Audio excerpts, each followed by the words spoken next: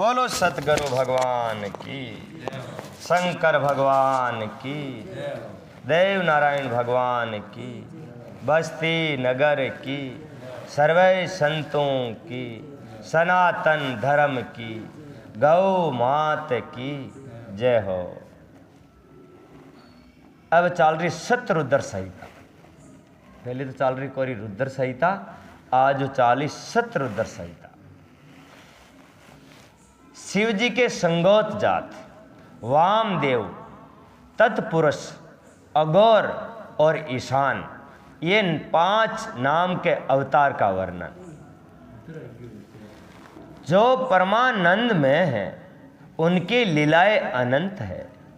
जो ईश्वरों के भी ईश्वर, सर्वे व्यापक, महान गौरी के नित्यतम तथा स्वामी कार्तिकेय और विदन राज गणेश को उत्पन्न करने वाले हैं, उन आदि देव शंकर की मैं वंदना करता हूँ।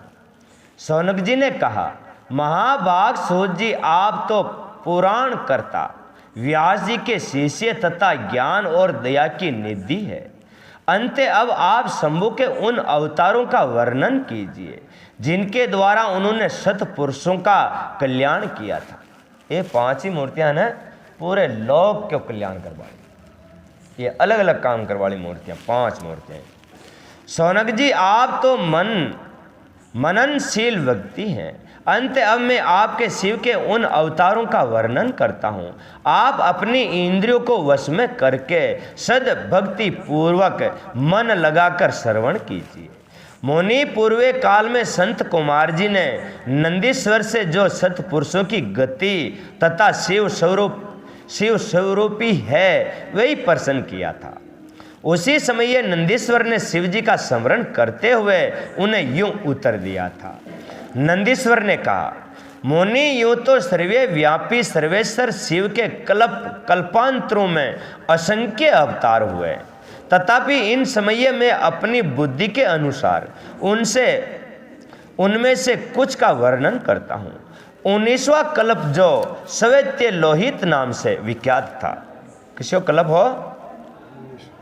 19वां कल्प। 19वां कल्प में वहाँ को कई नाम हो, सवेत्य लोहित नाम से विख्यात है। उसमें शिव जी का संगोत जात नाम का अवतार हुआ था। वे उनका प्रथम अवतार कहलाता है। संगोत जात प्रथम अवतार है। उन कल्प में जब ब्रह्मा और पर ब्रह्म का ध्यान कर रहे थे, उसी समय एक श्वेत और लोहित वर्ण वाला सिक्काधारी कुमार उत्पन्न हुआ। उसे देखकर ब्रह्मा ने मन ही मन में विचार किया। जब उन्हें यह ज्ञात हो गया कि यह पुरुष ब्रह्म रूपी परमेश्वर है, तब उन्होंने अंजलि बांधकर उनकी वंदना की। फिर जब भुवनेश्वर ब्रह्मा को पता लग गया कि यह संगोत जात कुमार शिव ही है, तब उन्हें महान हर्ष हुआ। वे अपनी सद बुद्धि से बारंबार उस पर ब्रह्म का चिंतन करने लगे।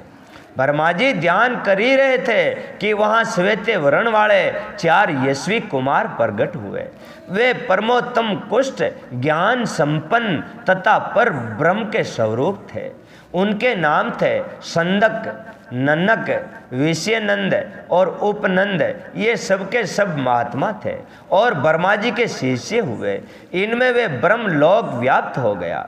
तदंतर संगोत जात रूप से प्रकट हुए परमेश्वर शिव ने परम प्रसन्न होकर ब्रह्मा को ज्ञान तथा सृष्टि रचना की शक्ति प्रदान की। ये मन ज्ञान दाता ने शिव जी देगा। ऐसे तो ये धरती ने रचनी, ऐसे आपने काम आगे बढ़ाना।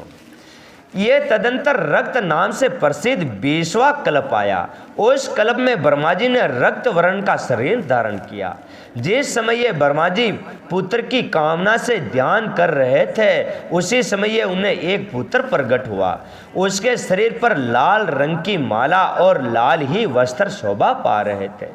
उनके नेत्र भी लाल थे और वे आभूषण से भी लाल पहने हुए थे, रंग की धारण किए हुए था। उन महान आत्म बल से संपन्न कुमार को देखकर ब्रह्मा जी ध्यानस्थ हो गए। जब उन्हें ज्ञात हो गया कि ये वामदेव शिव तब उन्होंने हाथ जोड़कर उस कुमार को प्रणाम किया।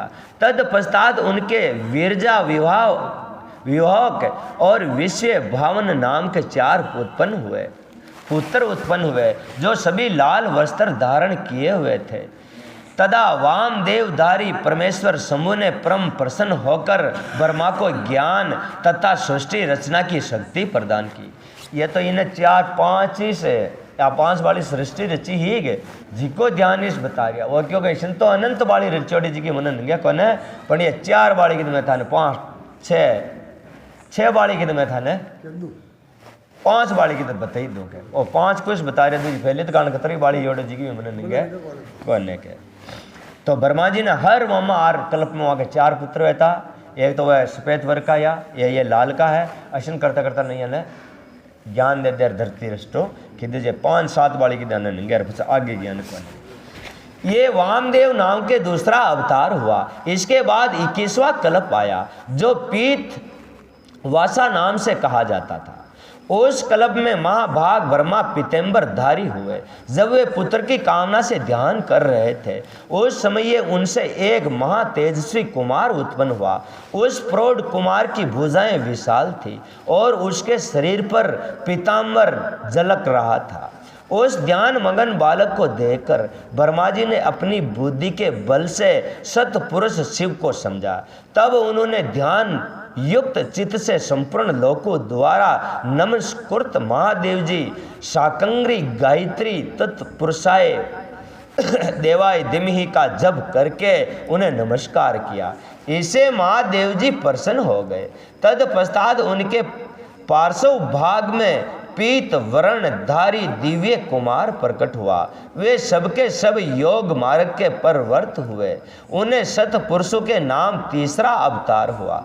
तत्पश्चात स्वयंभू ब्रह्मा के उस पीत वर्ण नाम के कल्प में बीत जाने पर पुण्य दूसरा कल्प प्रवर्त हुआ। उनका नाम शिव था। जब वे एका वर्ण की दशा में 1 सहस्त्र दिव्य वर्ष व्यतीत हो गए तब ब्रह्मा जी प्रजाओं की सृष्टि करने की इच्छा से दुखी हो गए और विचार करने लगे। उस समय उन महातेजस्वी ब्रह्मा के साक्षात एक कुमार उत्पन्न हुआ। उस महापराक्रमी बालक के शरीर का रंग काला था। वे अपने तेज से उपतित हो रहा था तथा काला वस्त्र, काली पगड़ी और काला यज्ञ पतिव धारण किए हुए था। उसका मुकुट भी काला था और स्नान के पश्चात अनुलेपन चंदन का काले रंग का ही था। उन भयंकर पराक्रमी महामनस्वी देवेश्वर अलौकिक कृष्ण पिंगल वर्ण वाले अघोर को देखकर ब्रह्मा ने उनकी वंदना की।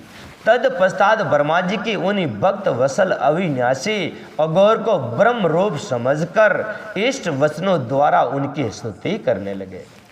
जब उनके पार्श्व भाग में कृष्ण वर्ण वाले तथा काले रंग का अनुलेपन धारण किए हुए 4 मानस्वी कुमार पुत्र उत्पन्न हुए। वे सबके सब परम तेजस्वी व्यापन नामा तथा शिव शरी के रूप वाले थे। उनके नाम थे कृष्ण, कृष्ण सिक और कृष्ण्याय और कृष्ण कंठ द्रुत। इस प्रकार उत्पन्न होकर इन महात्माओं ने ब्रह्मा जी की सृष्टि रचने का निमित्त महान अद्भुत गौर नामक नाम का प्रचार किया था। ये अघोर नाम का चौथा अवतार हुआ। मुनीश्वरों तदंतर ब्रह्मा का दूसरा कल्प प्रारंभ हुआ। वे परम अद्भुत था और विश्व रूप नाम से विख्यात था।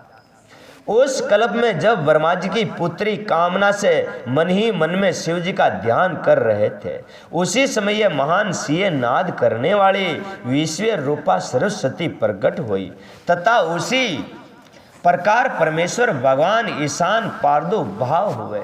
उनका वर्ण शुद्ध स्फटिक के समान उज्जवल था। स्फटिक खाने के प्लास्टिक है, स्फटिक मानी प्लास्टिक, जो समस्त आभूषणों से विभूषित थे। उन जन्मा सर्वे व्यापी सर्वे अंतर्यामी सब कुछ प्रदान करने वाले सर्वे सर्वरूप सुंदर रूप वाले तथा ए रूप ईशान को देखकर ब्रह्मा जी ने उन्हें प्रणाम किया। तब शक्ति सहित विभु ईशान ने भी ब्रह्मा को सामान्य मार्ग उपदेश देकर 4 सुंदर बालकों की कल्पना की। उन उत्पन्न हुए शिशु का नाम था जट्टी, मुंडी, शिकंडी और अर्धमुंड। वे योगा अनुसार सद धर्म का पालन करके योग गति को प्राप्त हो गए। ये ईशान नामक 5 अवतार हुआ। सर्वेक कुमार जी, इस प्रकार मैंने जगत की हित कामना से संगोत जात आदि अवतारों का प्रगट संक्षेप से वर्णन कर दिया। उनका वे सारा लोक हितकारी विहार ये तो तथ्य रूप से ब्रह्मांड में वर्तमान है। महेश्वरी, ईशान पुरुष, गौर, वामदेव और ब्रह्मा ये 5 मूर्तियां विशेष रूप से प्रसिद्ध है। इनमें ईशान जो शिव स्वरूप तथा सबसे बड़ा है। ईशान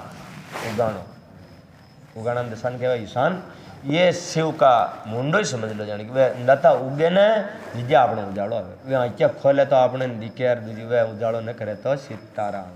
तो उगाणो सब भारी કારણ કે દાતા નારે ઘણા ઘણા नहीं राखे महादेव जी ने मुंडा।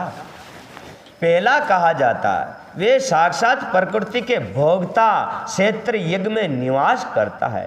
शिव जी का दूसरा स्वरूप सतपुरुष नाम से विख्यात है। वे गुणों के आश्रय रूप और तथा भोग्य सर्वे अधिष्ठित है। वो रूप भोग देवे सर्वे यो तो मेटे रोग वो सर्वे भोग चंद्रमा उन्नू गए ना आतणु वे देवा भोग अड़ा दे। वहाँ की सेवा करवा लाग जाए तो भोग मिले, यहाँ की सेवा करवा लाग जाए तो रोग मिले। 2 पिनाकधारी शिव का जो अघोर नामक तीसरा स्वरूप है, वे धर्म के लिए अंगों सहित बुद्धि तत्व का विस्तार करके अंदर विराजमान रहता। वामदेव नाम वाला शंकर का चौथा स्वरूप अहंकार का है, अधिष्ठान है। वे सदा अनेकों प्रकार का कार्य करता रहता है। विचारशील बुद्धि वालों को कथन है कि शंकर का ईशान्य संजक स्वरूप सदा करण, वाणी और सर्वव्यापी आकाश का अधीश्वर है। यानी वही समझ लो आकाश को वो थम्बो उगाना पहाड़ी से। तथा महेश्वर का पुरुष नामक रूप तवक पानी, तवक कहवा चामड़ा ने, रूप कहवा मुंडा ने और पानी कहवा पगा ने, सप्रस बाल ने, विशिष्ट वायु का स्वामी है। मुनीषी गण अघोर नाम वाले रूप को शरीर, रस, रूप और अग्नि का अधिष्ठान बतलाते हैं। शंकर जी का वामदेव संजक स्वरूप रसना जीव और पायु, रस और जल का स्वामी कहा जाता है। प्राण उपस्थ गंध और पृथ्वी का ईश्वर शिव जी का संगोत जात नाम का रूप बताया जाता है। कल्याण कामी मनुष्यों को शंकर जी के इन स्वरूपों की सदा प्रयत्न पूर्वक वंदना करनी चाहिए, क्योंकि ये शरीर प्राप्ति के एकमात्र हेतु है। ये है ना 5 ही मुंडा, ये 6 जो चीज़ें मिले। जो मनुष्य इन संगोत जात आदि अवतारों के प्रगट को पढ़ता अथवा सुनता है, वे जगत में समस्त काम्य भोगों का उपभोग करके अंत में परम गति को प्राप्त होता है। ये फाटने होने जते अतरो वहाँ का भी न पारे जब वहाँ 5 ही मूर्तियों ने पूजा जिज्ञप से और कही ये सोचो। शिव की अष्ट मूर्तियों का तथा अर्ध नादेश्वरी रूप का विस्तार वर्णन नंदीश्वर कहते हैं। ऐश्वर्य शाली मुनि, अब तुम महेश्वर के उन श्रेष्ठ अवतारों का वर्णन श्रवण करो जो लोक में सबके संपूर्ण कार्यों को पूर्ण करने वाले। और क्यों दाता वहाँ शिव जी का वर्णन बताओ मने तो मन हुण बोई माँ का काम सीधे वे जाओ वहाँ मन हुणाओ। ये तो आप सुख दाता है। तात ये जगत उन परमेश्वर शंभु की 8 मूर्तियों का स्वरूप ही है। जैसे सूत में मणियों पिरोई रहती है, उसी तरह ये विश्व 8 मूर्तियों में व्याप्त हो रहा है। 8 मूर्तियों में पूरा संसार व्याप्त पछोड़ो है। स्थित है। वे प्रसिद्ध 8 मूर्तियां ये है: सर्वे, भव, रुद्र, उग्र, भीम, पशुपति, ईशान, महादेव। शिवजी के इन सर्वे आदि अष्ट मूर्तियों द्वारा पृथ्वी, जल, अग्नि, वायु, आकाश, श्रेष्ठ, सूर्य, चंद्रमा अधिष्ठित है। शास्त्र का ऐसा निश्चय है कि कल्याणकर्ता महेश्वर का विश्व भावनात्मक रूप ही चराचर विश्व को धारण किए हुए है। परमात्मा शिव का सलीलात्मक रूप जो समस्त जगत को जीवन प्रदान करने वाला है, ये 2 रूप। भव नाम से कहा जाता है जो जगत के बाहर और भीतर वर्तमान है, महिलो खालड और बारलो खालड। स्वयं वे ही विश्व का भरण पोषण करता तथा संतिक होता है। उग्र तपधारी प्रभु के उस रूप को सतपुरुष उग्र कहते हैं। महादेव का जो सबको अवकाश देने वाला सर्वव्यापी आकाशतमक रूप है उसे भीम कहते हैं। आकाश को दूजो नाम कही है भीम। वो अपन रोटियां उस दे इंद्र जरे धरती खड़ा है, दूजो तो धरती भूल जाओ फड़बो। वे भूत वंदन का भेद है जो रूप समस्त आत्माओं का अधिष्ठान संपूर्ण क्षेत्र में निवास करने वाला और जीवों के भव पाश का छेदन है। वो आपनो भव खत्म, मतलब भव है ना पार करा बड़ा अंदाता हुआ है, उसे पशुपति का रूप समझना चाहिए। महेश्वर का संपूर्ण जगत को प्रकाशित करने वाला जो सूर्य नामक रूप है उसे ईशान कहते हैं। वे गुलोक में भ्रमण करता है। अमृतमयी रसियों वाला जो चंद्रमा संपूर्ण विश्व को आदित करता है। शिव का वे रूप महादेव नाम से पुकारा जाता है। आत्मा परमात्मा शिव का 8वां रूप है। वे मूर्ति अन्य मूर्तियों की व्यापिका है, इसलिए सारा विश्व शिवमय है। चंद्रमा भी वे, सूरज भी वे, सूरज बाबजी भी वे, धरती भी वे, आकाश भी वे, पवन भी वे, पानी भी वे। ये बचे दूजा खड्डे वे हारे इंदाता वो तो पानी में बुलबुलो उगसे, वो अलग थोड़ी है। सोनू झूमरी मन की तो आप तो झूमरी समझ झूमरी नारी थोड़ी है, 2 ठोकियर फाचो सोनों को नहीं होता। ऐसा जिस प्रकार वृक्ष के मूल को सींचने से उसकी शाखाएं पुष्पित हो जाती है, उसी तरह शिव का पूजन करने से विश्व शिव रूप विश्व परिपुष्ट हो जाता। ओनली फॉर शिव जी की सेवा करबो पूरा धरती का अंदर तक सेवा ले जावे, वहाँ क्यों हारी है जावे। और मैं तो करूँ राम जी के, मैं करूँ विष्णु जी के, वो करूँ तो नहीं। एक हद्या हो हदर हो हद्या एक ही जाए। तो आपने जी उड्डी पहुँचो ना कह रही हो भाई के जैसे पेड़ ने ढोकड़ा का गोड में ने पानी फुडर हारा पानी उड़ जावे कि न जाओ ऊँचे तक जी उड्डी फुडो ना आप ही पानी बोरी ऊपर जार पानडा का फुडा। ऐसे एक बात है। जैसे इस लोक में पुत्र पौत्र आदि को प्रसन्न देखकर पिता हर्षित होता है, उसी तरह विश्व को भली भांति हर्षित देखकर शंकर को आनंद मिलता है।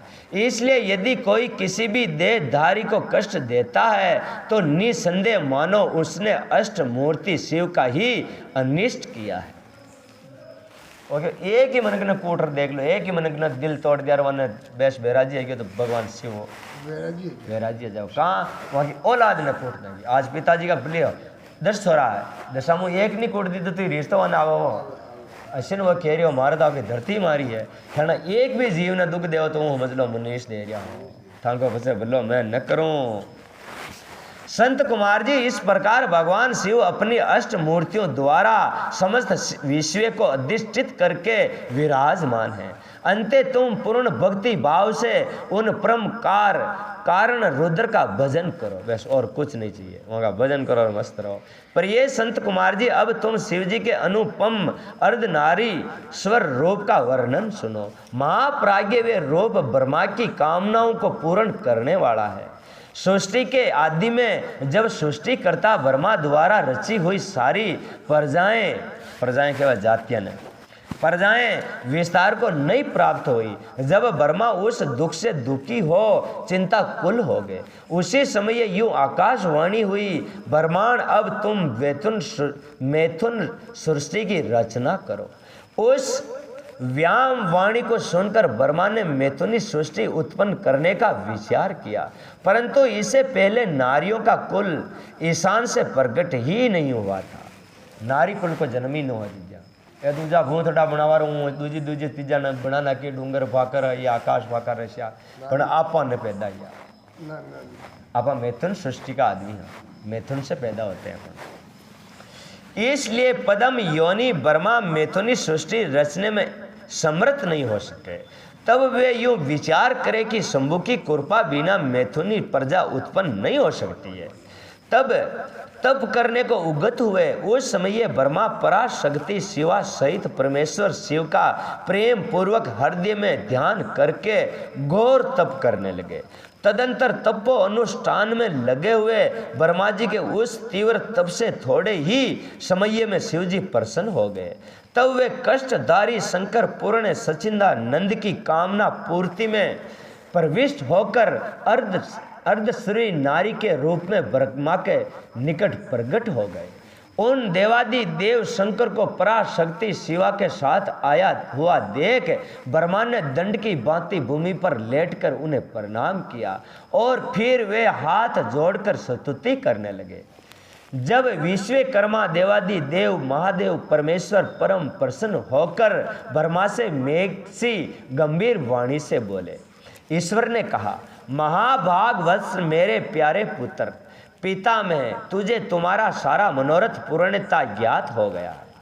तुमने जो इस समय प्रजाओं की वृद्धि के लिए घोर तप किया है, तुम्हारे उस तप से मैं प्रसन्न हो गया हूँ और तुम्हें तुम्हारा अभिष्ट प्रदान करूँगा। यूँ स्वभाव से मैं मधुर ही तथा परम उदार वचन कहकर शिव जी ने उसे अपने शरीर के अर्ध भाग से शिवा देवी को पूर्तक कर दिया। पूर्तिक मानी अलग कर दी। आदि शक्ति अडू बना और लोगई बना दी, एक फाड़ कर डामा फाड़।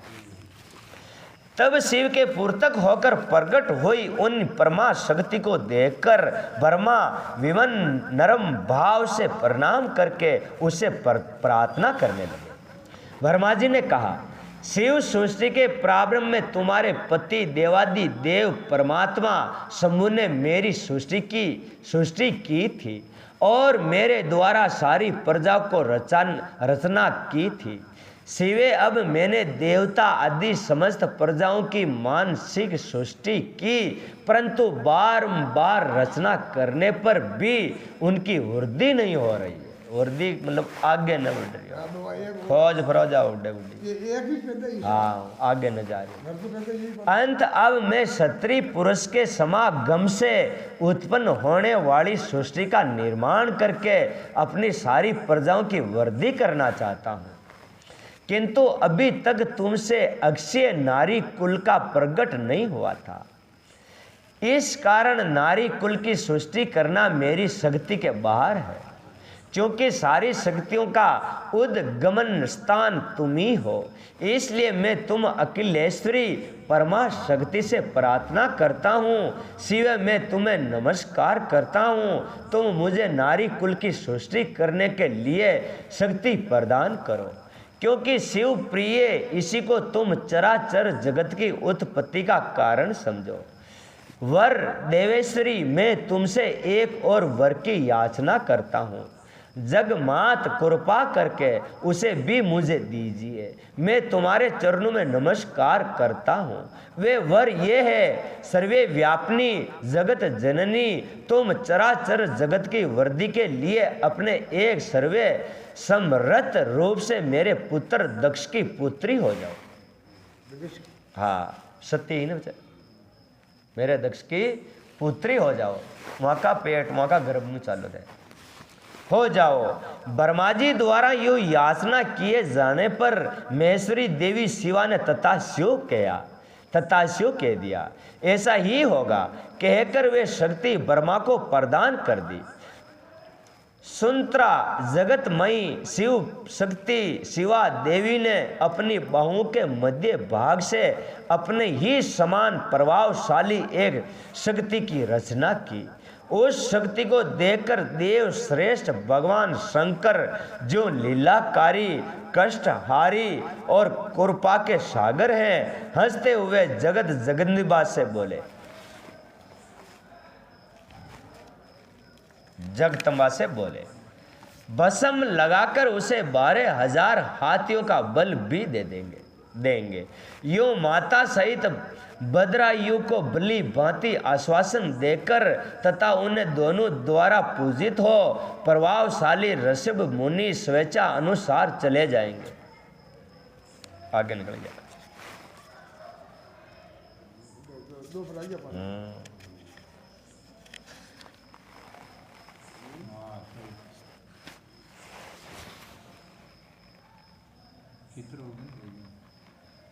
शिवजी ने कहा, देवी परमेश्वरी ब्रह्मा ने तपस्या द्वारा तुम्हारी आराधना की है, अंत अब तुम उन पर प्रसन्न हो जाओ और उनका सारा मनोरथ पूर्ण करो।